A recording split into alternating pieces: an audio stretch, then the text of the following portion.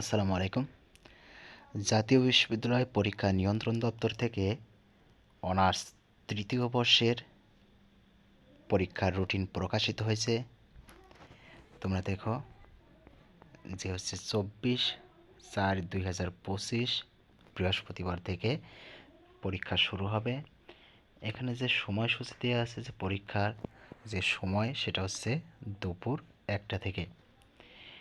এখন এখানে কিন্তু তারা বলে দিয়েছে যে কোনো কারণে কিন্তু এটা হচ্ছে বিশ্ববিদ্যালয় কর্তৃপক্ষ কিন্তু সময়সূচি পরিবর্তন করতে পারবেন।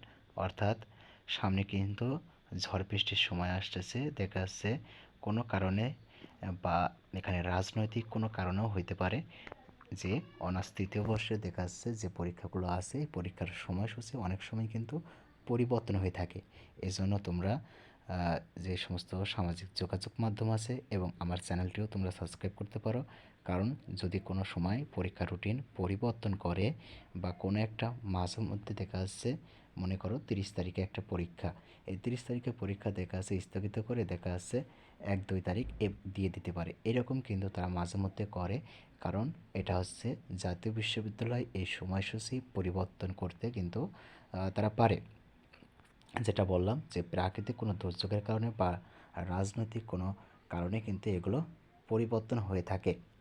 তারপরে এখানে দেখো শেষ যে পরীক্ষাটা আছে সেই পরীক্ষাটা হচ্ছে 21/5/2025 লিখিত যে পরীক্ষাগুলো আছে, এবং লিখিত পরীক্ষার 3 মাস পর কিন্তু তোমাদের রেজাল্ট প্রকাশিত হবে।